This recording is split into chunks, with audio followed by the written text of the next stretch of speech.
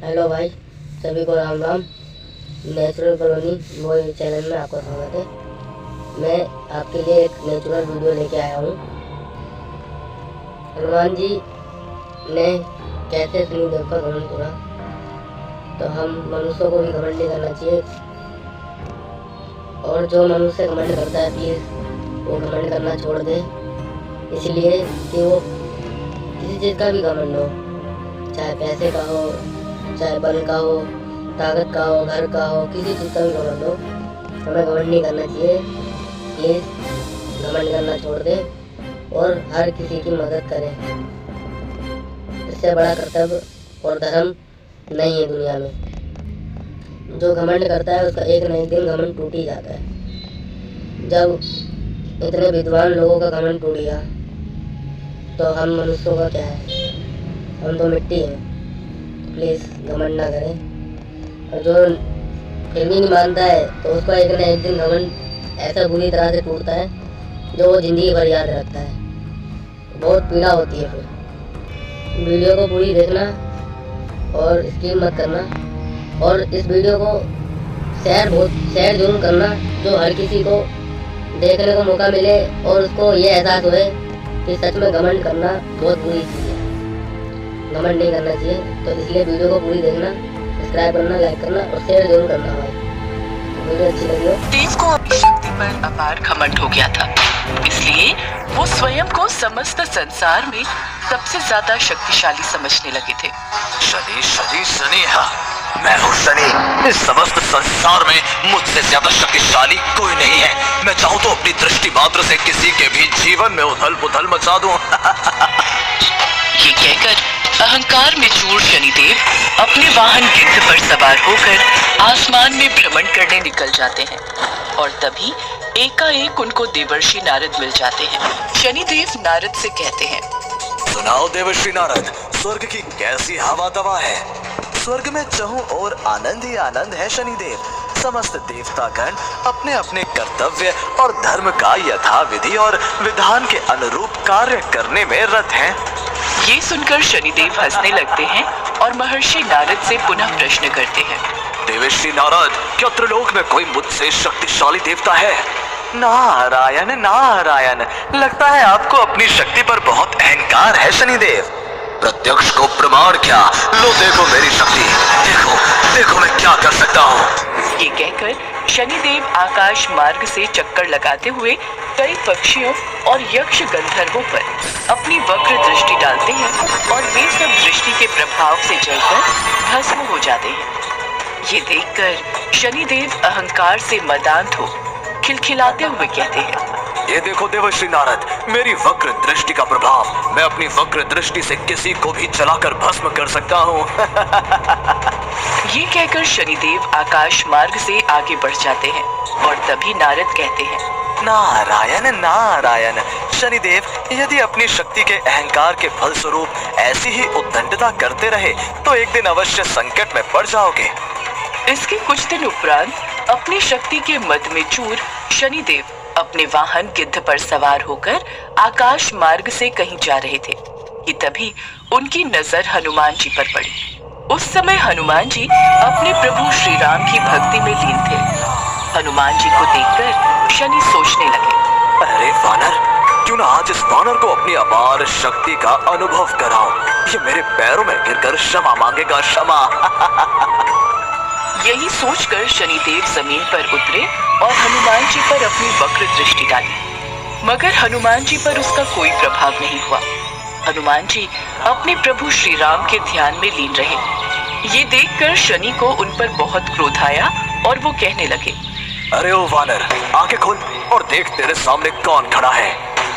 शनिदेव के ये कहने पर भी हनुमान जी अपनी भक्ति से टस से मस न हुए, वो अपनी साधना में लीन ही रहे। ये देखकर शनिदेव का क्रोध 7वें आसमान पर पहुंच गया और वो हनुमान जी को ललकारते हुए कहने लगे, अरे मूर्ख वानर, तू शनिदेव को नहीं पहचानता। मैं संसार में सबसे शक्तिशाली हूँ, चल उठ और मुझसे क्षमा मांग। शनिदेव के ये वचन सुनकर हनुमान जी कुछ क्षण के लिए आंखें खोल लेते हैं और शनिदेव को समझाते हुए कहते हैं, तुम कौन हो भाई? मैं तुम्हें नहीं पहचानता, कृपया मुझे परेशान ना करो। क्योंकि इस समय मैं अपने राम की भक्ति में लीन हूँ। ये सुनकर तो शनिदेव के क्रोध का कोई पार ही नहीं रहता। वो हनुमान जी पर भड़कते हुए कहते हैं, तेरी इतनी हिम्मत वानर कि तू मेरी अनदेखी करे। ठहर, मैं तुझे अभी सबक सिखाता हूँ।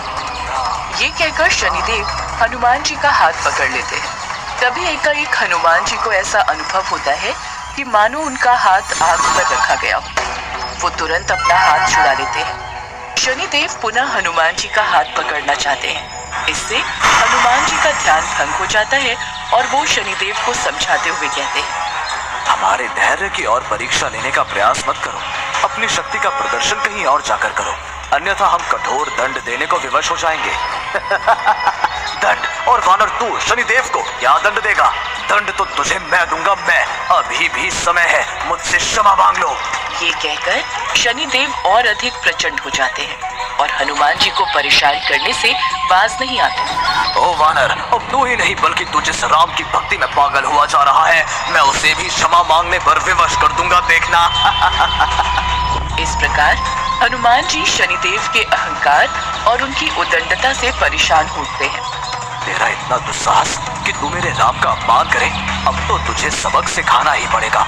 चुप वानर, तू और तेरा राम मेरा बाल तक बांका नहीं कर सकते। हनुमान जी जैसे ही शनिदेव के ये कटु वचन सुनते हैं, एकाएक उनकी पूंछ लंबी होने लगती है और वो शनिदेव को अपनी पूंछ में जकड़कर बंदी बना लेते हैं। तुम समस्त संसार में सबसे शक्तिशाली हो और तुम्हारी वक्र दृष्टि विनाशकारी सिद्ध होती है। लो, अब तुम्हें जो करना है करो, मैं चला अपने राम की भक्ति करने। ये कहकर हनुमान बीच पर्वतों के इधर उधर चहलकदमी करते राम का नाम रटने लगे। जय श्री राम, जय श्री राम, राम राम। हनुमान जी राम का नाम रटते हुए अपनी पूंछ को आसपास के पर्वतों पर जोर से मारते रहते हैं और इसी कारण अहंकारी शनिदेव को गंभीर चोटें आती हैं। शनिदेव के शरीर से रक्त बहने लगता है और वो पीड़ा के कारण चीख उठते हैं। बस करो वानर, हमें गहरी पीड़ा का सामना करना पड़ रहा है। किंतु राम भक्ति में लीन हनुमान पर उनके चीखने चिल्लाने का कोई प्रभाव ही नहीं पड़ता। वो तो निरंतर राम भक्ति में लगे रहते हैं। जय श्री राम, जय श्री राम, राम राम, जय श्री राम, जय श्री राम। कुछ देर बाद घायल शनिदेव से दर्द और पीड़ा सहना अत्यंत कठिन हो जाता है।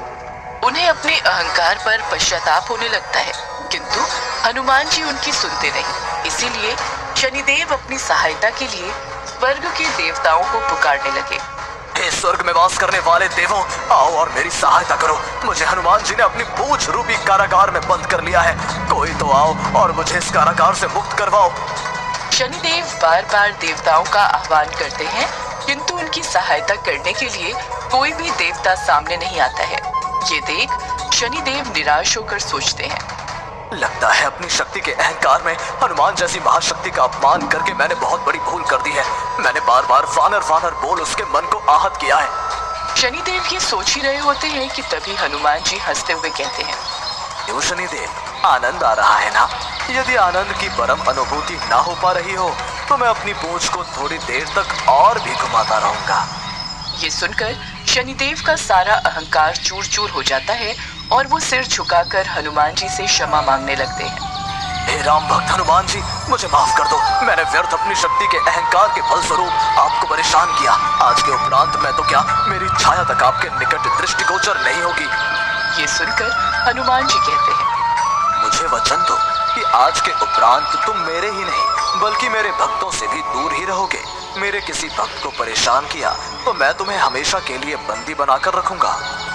ये कहकर हनुमान शनिदेव को मुक्त कर देते हैं और उस दिन के उपरांत से हनुमान जी के भक्तों पर शनिदेव की कुदृष्टि का कोई प्रभाव नहीं पड़ता।